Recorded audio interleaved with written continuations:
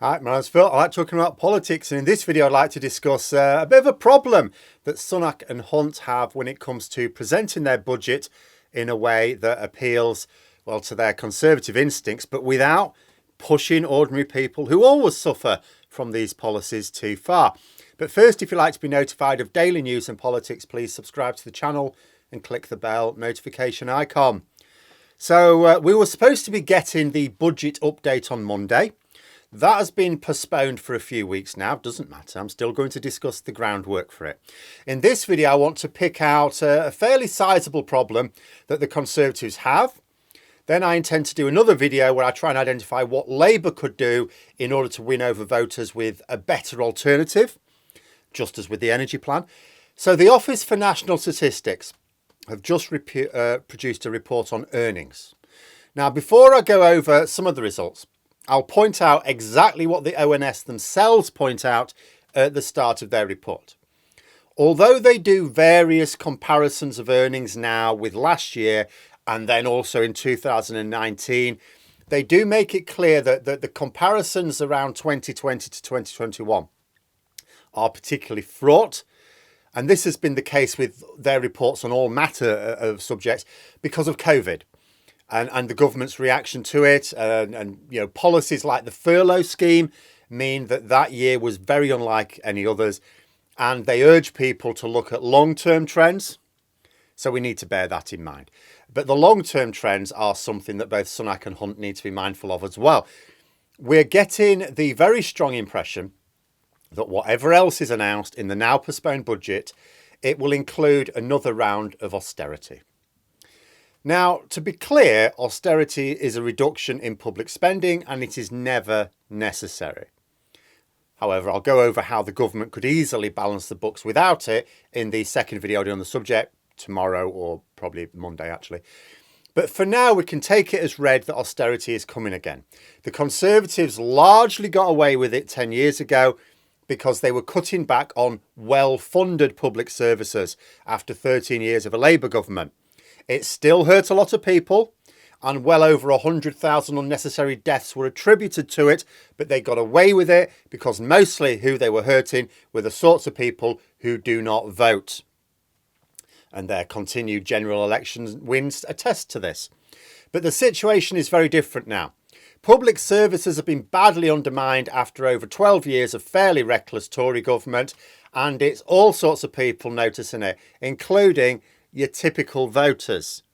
People's earnings also in real terms lower than when they took office. Now that's important because the Conservatives under Cameron made great play of the fact that the banking crisis lowered people's standard of living, and they say, oh, it's all Labour's fault, they're in government. And that's what you do, that's the political game. And it absolutely, people's standard of living absolutely dropped in the years after the financial crash because real terms incomes dropped in the recession. So people voted Conservative in the belief that somehow the Tories would improve things. But over 12 years later, that is not the case. It's actually even worse.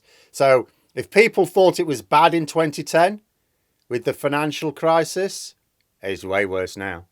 And you can see it from this graph. In the recent ONS report, as well as nominal earnings, which have shown increases each year since 2006, it shows real terms median earnings.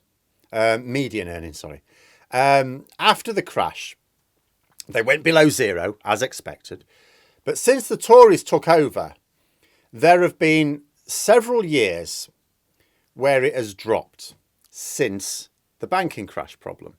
In fact, ever since the first year, so for the first couple of years the Tories were in office, okay, it was still below zero. And you can say, well, that's still part of the recovery from the financial crash. Okay, fair enough.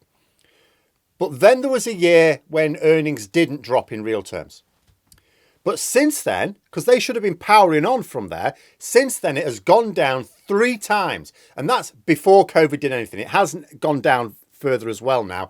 But, that's since COVID. Before COVID, it still dropped 3 times. In other words, without any external, international, economic crisis, the Tories presided over real terms income drops in 3 different periods of time since the recovery from the banking crisis. This never once happened under the Labour government. In fact, being fair, it's not the sort of thing that happened this often under any previous government. And look at something else as well. So if you see when the real terms increases, the increases this is, so when it went up, when they occurred, I had a little look at it, I thought, that's funny. It happens to coincide with election years. The classic Tory dodge of squeeze people after the election, then loosen the purse strings for the election, make out that, yeah, we've gone through tough times, but we had to do it. It was necessary. And the tough times are now over. We've done it. We've worked our economic magic. And now, vote for us again and you'll carry on seeing the old golden roads, And then they win the election and they put the squeeze back on. Then it gets to the next election and then they loosen it a bit. Wasn't the case in 2019, to be fair, but the Tories had other swindles at work then. And now this year, we're seeing a big real terms drop. The government would like you to look at the nominal increase because it looks really high. Indeed, it's the highest it's been in this entire period of time shown by the chart. In fact, this chart shows a breakdown by types of employment. Now, taken out of context, you could look at these and go, wow, these are really good increases in the rates of pay. But they're all below the current rate of inflation, and most of them well below. So every single one of them, even though they look really high, represents a real terms pay cut. And this would be politically tricky for the party of government at any time. If it was just like a one-off, it would still be tricky because it's still a drop in the standard of living.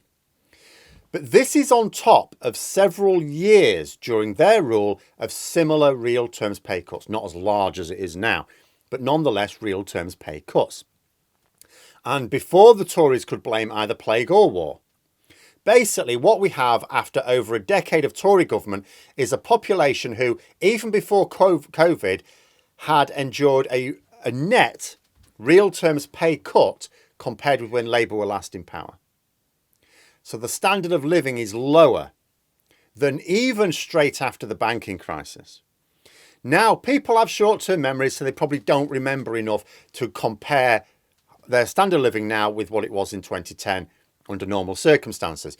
But the situation is so dire now that it's not a case of whether people feel worse off than in 2010. It's the case they cannot afford the basic cost of living now. And millions of those who can are only managing it by cutting back on things that they used to be able to take for granted. Like, being able to cook. Being able to cook or have a cup of tea. The scope for the sort of harsh austerity that Osborne and Cameron inflicted is greatly lessened by Tory economic mismanagement. And he doesn't need to. If Sunak and Hunt got their Treasury officials together and just said to them, look, what can we do to balance the books in a way that preserves public spending and at least maintains people's current standard of living? Those officials would happily present them with options. They wouldn't come back and say, no, sorry, it's not possible. It's absolutely possible. But Sunak and Hunt are not asking their officials for that. There's a significant portion of the Tory party, remember, that wanted Truss and Kwarteng's budget. They're already annoyed that they reversed it before it was even implemented. Some of them think it was the right way to go, and if they'd have just pushed ahead with it, it would have been fine. Not that I'm painting this as Sunak being constrained by the extreme wing of his party. He wouldn't want it either. Remember, he was the Chancellor that removed the universal credit uplift as soon as it was of sufficiently low political risk to do so. He knew it would cause real pain for the most vulnerable that he claims to protect, but he did it anyway. He was also the Chancellor who blew a load of money on his ill-fated Eat Out to Help Out scheme. He's also the Chancellor who's cut back foreign aid, something that even most Tories are against, and it was a manifesto commitment that they would not do that. And also, the lower level of foreign aid that still remains is not really foreign aid at all. Recent reports are showing that Sunak has fiddled it, so a lot of that money is spending in the UK that he has just classified as foreign aid. And he wasn't made to adopt any of these measures by his party or even his Prime Minister at the time. He chose them. He decided that this was the way to make his budgets. Sunak's attitude is very much one of those doing the bare minimum necessary for ordinary people to maintain a desirable level of political support amongst voters. And although Hunt will stand up in Parliament and he'll blame global factors for the austerity to be announced next month. And he'll say there's nothing else for it, there's no other way. It was always coming. Because when Rishi Sunak replaced Sajid Javid as Chancellor, there were reports he was asking all cabinet ministers to draw up plans for spending cuts in their department. That's austerity. That was before COVID. Then COVID came along and he had to abandon his austerity plans and go for the big spending with the likes of the furlough scheme. But before COVID, and of course well before the full-scale invasion of Ukraine, Sunak wanted to impose another round of austerity. His plan was to tighten spending early in the parliamentary cycle, then loosen the purse strings close to the election in order to get voters feeling better, put the Tories back in government, just as it worked for previous Tory governments. You know, COVID mucked it up for him, so now he's going to go ahead with it anyway. But with his party behind in the polls, and only about 2 years before he has to call an election, you know, if he thinks he can squeeze now in order to ease the pressure in 2024 in time for the election, and I'm quite sure that is what Sunak is thinking, he's going to find it much tougher to do so than Cameron did, because he's not just squeezing people.